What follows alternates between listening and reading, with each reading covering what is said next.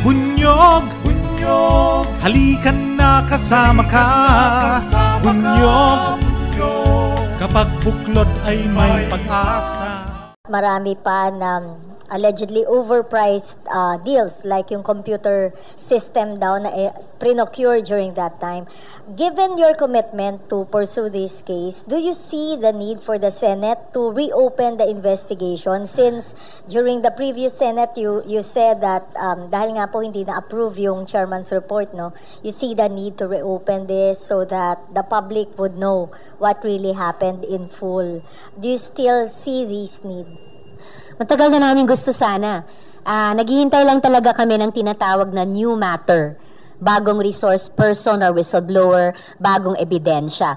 Si former Sec Duque na sana yon kung sakali, di ba? Kaya lang, just a few hours later, binawi pa nila. Pero yun, habang naghihintay pa rin ang Senado ng isang new matter, nagpapatuloy naman yung iba pang mga government at constitutional bodies sa kanilang trabaho. Gaano mang katagal nananalig ako, malalaman pa rin natin ang katotohanan at masisingil pa rin ang accountability ng lahat ng gumawa ng pera dyan. One last point, masisingil lahat, including the former president? Well, kung talagang mapatunayan namin na siya yung nag-utos ng fund transfer, siya ay kasabwat sa mga ganyang kaduda-dudang procurement, kung siya ay kasabwat sa mga overpricing, then magiging tungkulin namin na singilin din ang kaniyang accountability.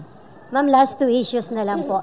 Una, dun sa divorce bill, nagkaroon ng survey, parang closed fight yung mga pro at saka anti-divorce bill. And according to Senate President Pro Tempore Jingo Estrada, hindi ito priority ng leadership at parang sinasabi niya na dadaan sa butas ng karayom itong panukalang divorce. Would you like to comment on that bilang principal author? Maraming panukalang batas dito sa Senado na kahit hindi prioridad o wala sa LEDAC, ay pumapasa naman, di ba? At yung survey na iyon ay hindi pa naman kompleto, hindi pa namamap lahat naming 2 dosenang senador. Kaya sapat na sa akin yung sinabi naman ni SP Cheese na magiging conscience vote ito.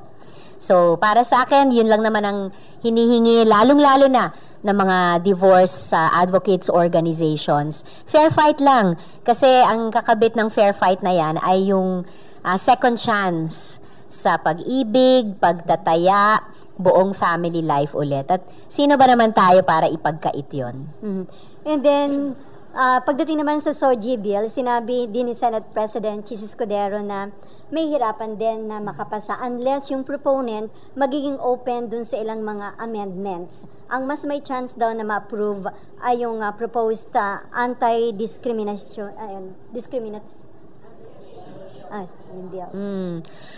Companion measures naman yung dalawang yun Kasi yung tinatawag nilang anti-discrimination bill ay laban sa diskriminasyon sa lahat ng grounds. Mm-hmm. Oo, pero kaya kailangan pa rin ang SOGIESC Equality Bill dahil particular siya sa lahat ng Pilipino pero pangunahin ng isang komunidad laban sa diskriminasyon on the basis of SOGIESC. So may mga partikular na proteksyon na kailangan laban sa ganung klasing diskriminasyon.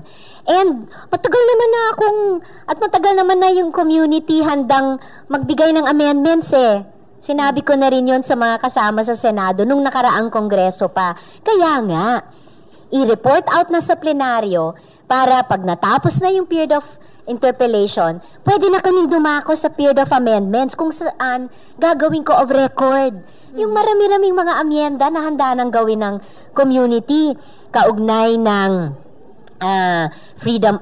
academic freedom, kaugnay ng parental authority, at ilan pa, yung napaka-explicit na hindi pa kasama sa SOGIESC Equality Bill, yung same-sex marriage. Hindi yan isa sa mga government licenses. Anyway, hindi naman lisensya ang marriage license, di ba? Or hindi siya government license.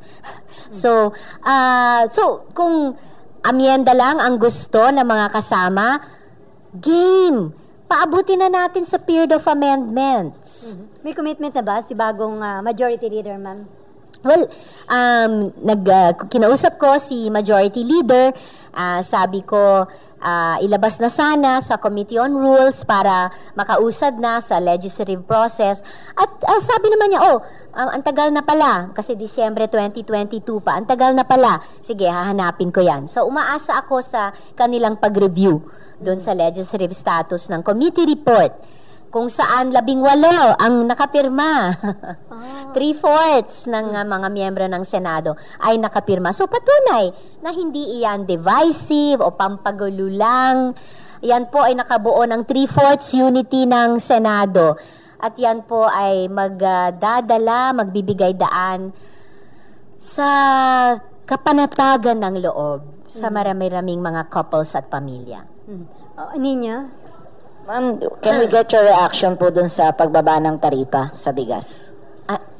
Pagbaba ng taripa sa bigas.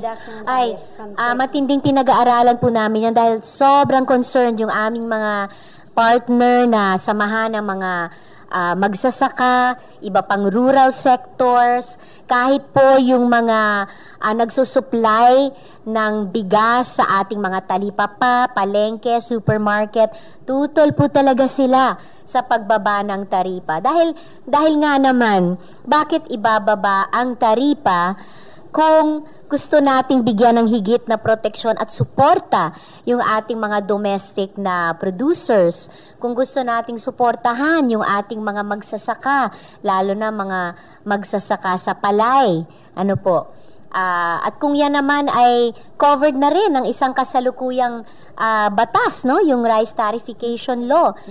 Lahat po ng mga agricultural na bansa ay gumagamit ng resonableng taripa para nga suportahan yung domestic producers at makapataw ng tamang taripa sa kung ano ang itatakdang kinakailangan at yun lamang kinakailangang mga imports. So ma'am, kapag ba nag-resume yung session, kino-consider niyo mag-file ng proposal para i-correct itong ginawa ng executive? Kasi ngayon pala, may karapatan ang presidente na ibaba yung taripa habang naka-recess yung session. So pwede kayo lang umaction kapag nag-resume yung session. So pinag-aaralan po namin kung anong magiging legislative action namin doon.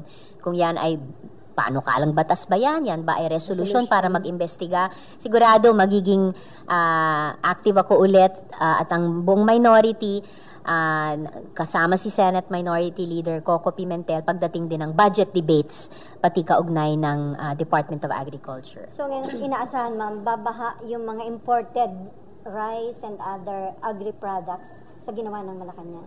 Yun na nga yung kinatatakutan ng aming mga partners na tutol dito sa pagbaba ng taripa. With that, maraming salamat kay Deputy Minority Leader Risa Ontiveros and thank you.